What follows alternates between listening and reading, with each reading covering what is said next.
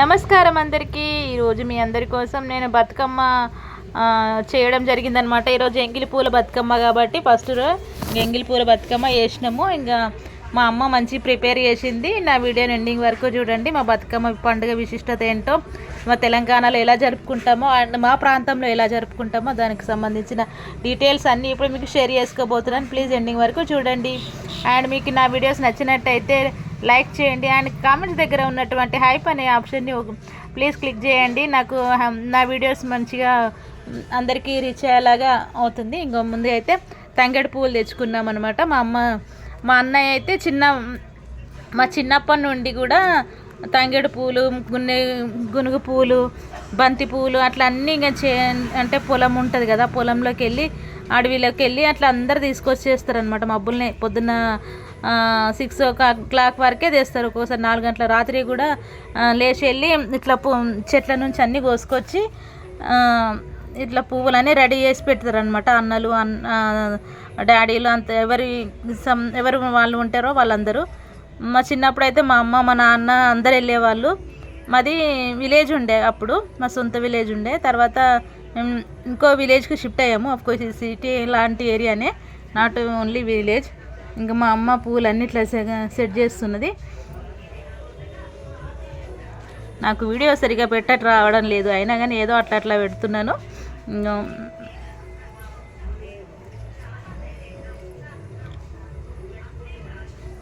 మా మమ్మీ ఇంకా ఇప్పుడు మధ్యాహ్నం 3 గంటలప్పుడు స్టార్ట్ చేసిందనమాట. మా వదిన ఇంకా అందరూ బిజీగా ఉన్నారు. ఇంకా మా అమ్మనేమో పువ్వులన్నీ ఇక్కడే అక్కడ సెట్ చేసి పెట్టుకుంటుంది. బంతి పువ్వులు మేమైతే అఫ్కోర్స్ ఇంకా నేనైతే 5 సంవత్సరంలో ఫస్ట్ బంతి పువ్వు అనేది ఇంకా బతుకమ్మకే ఇక సమర్పించడం జరుగుతుంది. మా ఇంట్లోకి తీసుకురావడం కూడా ఇదే అనమాట. బతుకమ్మ పండగకే ఫస్ట్ పూలను తీసుకురావడం జరిగింది. నేను ఏదో మాట్లాడినాను, అది నాకు వేరే వాయిస్ రావడం వల్ల నేను వాయిస్ అన్నీ కట్ చేసి నా ఓన్ వాయిస్ ఇస్తున్నాను మళ్ళీ వేరే. ఇదేమో మన తెలంగాణ బతుకమ్మ అంటేనే గుర్తొచ్చేది గునుగు పువ్వు. గునుగు పువ్వుతోనే ఇంకా బతుకమ్మ ఎన్ని పువ్వులు పెట్టినా కానీ గునుగు పువ్వుకున్న ప్రత్యేకమైనదనమాట. ఇదే ఆ గునుగు పువ్వు. మా అన్న పొద్దున్నే తీసుకొచ్చి పెట్టిండనమాట. ఇంకా వీటన్నిటిని ఇంకా అన్నీ సాఫ్ చేసుకొని అంటే క్లీన్ చేసుకొని కొన్ని గడ్డి అది ఉంటుంది కదా, అవన్నీ తీసేసి మంచిగా సెట్ చేసుకుంటున్నాం అనమాట. మా అమ్మ ఇంకా పువ్వులన్నీ ఎక్కడెక్కడ సెట్ చేసి పెట్టుకుంటుంది. నేనైతే ఇంకా వీడియో తీయడానికి సరిపోయినా. నేను కూడా చేద్దాం అనుకున్నాను కానీ మా అమ్మను నేనే చేస్తానులే నువ్వు అయినా ఎప్పుడే కానీ మా అమ్మనే చేస్తుంది. పెద్ద బతుకమ్మ అయితే మంచిగా చేస్తుంది. ఇంకా ఇప్పుడు మాకు పువ్వులు చాలా తక్కువగా దొరకడం వల్ల 3-4 రకాలే దొరికినాయి అనమాట. కొంతమంది ఏంటంటే రకరకాల పువ్వులు పెడతారు. ఇంకేంటంటే గునుగు పువ్వుకి ఇట్లా కలర్స్ వేస్తారు.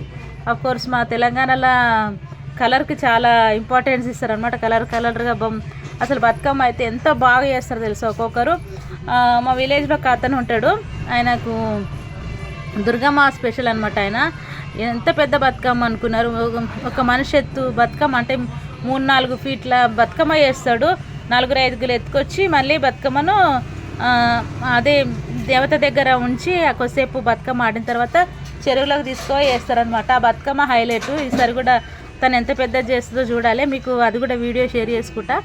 ఇప్పుడైతే మా మమ్మీ ఇంకా దారాలు వేస్తుంది. ప్లేట్ ఒకటి తీసుకొని ప్లేట్కి దారాలు వేస్తుంది అనమాట. దారాలు ఇట్లా మంచిగా సమంగా కట్ చేసుకుంటుంది, సమంగా చూసుకుంటుంది అనమాట. ఇట్లా దారం ఎందుకు కడతారంటే మనం బతుకమ్మ కింద పెట్టినప్పుడు లేపినప్పుడు అంటే ఎలాంటి చెక్కు చెదరకుండా ఉండాలని చెప్పేసి బతుకమ్మకు అట్లా దారం కడతారు. ఇంకోటి ఏంటంటే అట్లా చెదిరిన ఏమైనా అయినా కానీ కొంచెం ఎక్కడో మనసులో అరే బతుకమ్మ అట్లా అయిందిరా అన్నట్టు ఉంటుంది కాబట్టి బతుకమ్మకి దారం కట్టడం జరుగుతుంది. ఇది ఏంటంటే ఇట్లా వాటర్లో నీళ్ళల్లో వేసినప్పుడు కూడా నిమజ్జనం చేసేటప్పుడు కూడా ఈజీగా ఉంటుంది అనమాట. ఇట్లా తీసి అందులో వేయచ్చు. ఇంకా పసుపు కుంకుమ ఇంకా ఫస్ట్ ప్లేట్లో కొంచెం వాటర్ వేసింది మా అమ్మ. వేసి ఇది దారాలన్నిటినీ మంచిగా తడుపుతుంది. ఇందులో కొంచెం పసుపు వేస్తుంది, ఎందుకంటే అమ్మవారికి పసుపు అంటే చాలా ఇష్టం. అసలు పసుపుతోనే అమ్మవారిని గౌరమ్మను పసుపుతోనే చేస్తారు కాబట్టి ఇంకా పసుపుతోనే అమ్మవారికి పసుపు కుంకుమ అంటే చాలా ఇష్టం అంట. అందుకే మనం ఏ పని చేసినా కానీ పసుపు కుంకుమనే లేకుండా అస్సలు ఏ పూజ చేయలేము. ఇట్లా అన్ని దారాలకన్నిటికీ మంచిగా అట్లా పసుపు వాటర్లో అది రుద్దింది. ఆ తర్వాత ఒక్కొక్కటిగా ఇంకా వాటిపైన ప్లేట్లో ఇంకా వేస్తుందన్నమాట, ఆపోజిట్ డైరెక్షన్లో ఒకటి ఇట్లా వాటర్ ఇట్లా వేయడం వల్ల ఏంటంటే మనం క్యారీ చేయడం కూడా ఈజీగా ఉంటుంది. ఇది చిన్న బతుకమ్మనే, కానీ మా చిన్నప్పటి నుండి మా అమ్మ అట్లనే చేస్తుంది. మా అక్కకు అప్పుడు సరిగ్గా ఎత్తుకొని తీసుకురావడం కష్టమవుతుండే అని చెప్పేసి బతుకమ్మ ఎట్లా వేస్తారో అని చెప్పేసి చిన్నప్పటి నుండి మా అమ్మ బతుకమ్మకి ఇట్లా దారాలు వేసి వేయడమే జరుగుతుంది. తర్వాత గుమ్మడికి ఆకులు, బతుకమ్మకి ముఖ్యమైన శ్రేష్టమైనది ఏదైనా ఉందంటే గుమ్మడాకే. అదేందో అంటే మా ఇంట్లోనే ఉంది గుమ్మడి చెట్టు. మా చెట్టుకున్న ఆకులన్నీ తెంపుకోయారు దేవుడా. కొంతమంది అయితే కొమ్మలు మరీ ఇరిచిర్రు, ఆ రెక్కలన్నీ ఇరిచేసిర్రు. అసలు చెట్టు ఉంటుందో పోతుందో తెలియదు, కానీ ఉన్న ఆకులన్నీ తీసుకురి. ఈరోజు అయితే మా ఇంటి ముందు ఉన్న చెట్టుకి ఇట్లా అన్నీ మంచిగా కట్ చేసుకొని మా అమ్మ చేతితోనే చుంచి ఇట్లా వేస్తుంది. ఇట్లా వేయడం వల్ల అమ్మవారికి చాలా ఇష్టం అంట. ఆ తర్వాత అమ్మ పసుపు వేస్తుంది, పసుపు కుంకుమ. ఎందుకంటే గౌరమ్మ తల్లి సంవత్సరంలో ఫస్ట్ బతుకమ్మ తల్లిని చేసుకుంటున్నాం కాబట్టి పసుపు కుంకుమ అన్నీ వేసింది. తర్వాత మా మమ్మీ బొట్టు పెట్టుకుంటుంది. అమ్మవారికి పసుపు కుంకుమ అందించిన తర్వాత మనం ఇంట్లో ఉన్న వాళ్ళందరూ బొట్టు పెట్టుకోవాలంటే ఇక మా అమ్మ నాకు కూడా పెడుతుంది. ఎందుకంటే కెమెరా పట్టుకున్నాను కాబట్టి నేను మీకు కనబడను. కానీ పండగలు అంటారు కానీ మా అమ్మ లేడీస్కి అంతా ఇంత కాదు, ధూళి తీరిపోతుంది. కొంతమందికి అయితే పని చేయలేక ఇంకా బతుకమ్మ అయితే సెట్ చేస్తుంది మా అమ్మ. ఒక్కొక్కటిగా అట్లా సెట్ చేసుకుంటూ వస్తున్నారు అనమాట. ఫస్ట్ ఎప్పుడే కానీ తంగేడు పువ్వు పెట్టాలంట అమ్మవారికి. తంగేడు పువ్వు, గునుగు పువ్వు, మిగతా ఏ పువ్వులు పెట్టకపోయినా కానీ తంగేడు పువ్వు, గునుగు పువ్వు మాత్రం ఖచ్చితంగా పెట్టాలి. ఇంకోటి ఏంటంటే ఈ బతుకమ్మ పండుగ ఉన్నవాళ్ళు లేని వాళ్ళు అని తేడా లేకుండా ఎవరైనా గొప్పగా చేసుకునే పండుగ ఏదైనా ఉందంటే అది బతుకమ్మ పండుగనే. మన శక్తి కొలది మనకు ఎంత పువ్వులు ఎంతగానో సమకూర్చుకుంటామో అంత పెద్ద బతుకమ్మ అవుతుంది అనమాట. కొంతమంది అయితే 3-4 లేపుకొని వెళ్ళే పెద్ద బతుకమ్మలు చేస్తారు, కొంతమంది చిన్నగా చేస్తుంటారు. కానీ బతుకమ్మ పండుగ అంటే మస్తు అనిపిస్తుంది. ఏంటంటే అందరూ కలిసి ఇంట్లో బతుకమ్మలు పొద్దున్నే పువ్వు తీసుకొచ్చి తర్వాత పువ్వుతో ఇట్లా మంచిగా బతుకమ్మని పేర్చి ఆ బతుకమ్మ పైన మంచిగా పసుపు కుంకుమ అన్నీ జల్లుకొని దేవుడి దగ్గర పెట్టుకొని అగరబత్తులు ప్రసాదము అన్నీ దేవుడి ముందు చూపెట్టి ఆ పూజ చేసి ఆ తర్వాత బయటకు తీసుకొచ్చి అందరి సమక్షం అంటే గుంపుగా అందరి ఆడవాళ్ళంతా కలిసి మంచిగా ఇట్లా ముత్తైదువులు ఆడపిల్లలు అందరు కలిసి ఇట్లా బతుకమ్మలు అన్నీ ఒక దగ్గర సరౌండింగ్గా పెట్టుకొని వాటిని చుట్టూ ఆటలాడుతూ పాటలు పాడుతూ మస్తు అనిపిస్తుంది అనమాట.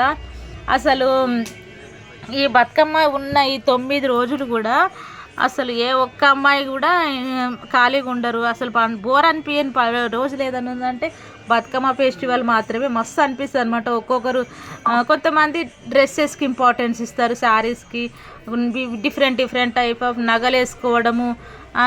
అట్లనే కాదు చాలామంది డ్యాన్స్ చేస్తారు, రాని వాళ్ళు కూడా డ్యాన్స్ చేస్తారు. ఈ మధ్య ఏంటంటే ఫుల్గా ఎవరు చూసినా మంచిగా డీజే సాంగ్స్ పెట్టుకొని డ్యాన్స్ చేస్తున్నారు, బతుకమ్మ పాటలకు మంచి బీట్స్ ఇస్తున్నారు. కాబట్టి ఒకప్పుడు అంటే ముసలోళ్ళు ఉండేవాళ్ళు, అంటే వాళ్ళు పాటలు పాడేవాళ్ళు, రాముని చరిత్ర, సీతమ్మ చరిత్ర, దుర్గమ్మ చరిత్ర, ఎల్లమ్మ చరిత్ర అని చెప్పేసి అందరి చరిత్రలు ఒక పాట రూపంలో వాడేవాళ్ళు.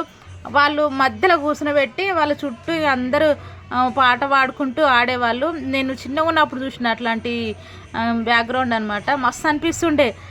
అందరు అమ్మమ్మలు తాతమ్మలు అందరు ఇట్లా రౌండ్గా ముసలి అంతా కూర్చొని పాట పాడుతుంటే యంగ్ జనరేషన్లో ఉన్నవాళ్ళు పిల్లలు పెద్దలు అందరు కలిసి ఆడేవాళ్ళు.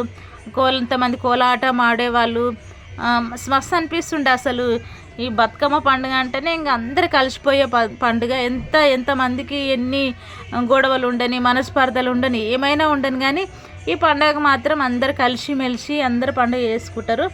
మన ఇంట్లో ఎంత పిండి వంటలు ఎంతకాలం చేసుకున్నా ఎవరి ఎంత పెద్ద గ్రాండ్ చేసుకున్నా కానీ అది పెద్దగా ఏమనిపించదు, ఎందుకంటే మన ఇంట్లో పండుగనే మాత్రమే. కానీ ఇట్లా 10 మందితో కలిసి చేసుకునే సామూహిక పండుగలలో బతుకమ్మ పండుగ ఈజ్ ద బెస్ట్. ఎందుకంటే ప్రతి ఒక్కరు ఇందులో పార్టిసిపేట్ చేస్తారు. ఏ గల్లీ చూసినా బతుకమ్మలు, జనాలు, పిల్లలు, హడావిడి మస్తు అనిపిస్తుంది. ఎక్కడ చూసినా డీజే సాంగ్స్. కొంతమంది దుర్గామాత పూజలు చేస్తుంటారు, దుర్గామాతకు సంబంధించి వ్రతాలు తీసుకుంటారు, అంటే దీక్ష తీసుకుంటారు. వాళ్ళు ఒక సైడ్ పూజ అవి ఇవి వాళ్ళ బిజీలో వాళ్ళు ఉంటారు. లేడీస్ అంతా బతుకమ్మ ఫెస్టివల్లో లీనమై ఉంటారు. అసలు 9 రోజులు అంటాం కానీ పిల్లలకి స్కూల్ హాలిడేస్ ఇచ్చారు, కానీ లేకుంటే నదులు దురిపోయేది. ఎందుకంటే అంత వర్క్ ఉంటుంది అనమాట. ఇక పిల్లలు అది మస్తు అనిపిస్తుంది అనమాట. ఆడుకోవడానికి అయితే మంచి పండుగ ఏదైనా ఉందంటే అది బతుకమ్మ పండుగనే. మనం చిన్నప్పటి నుండి చూసుకుంటున్నాం.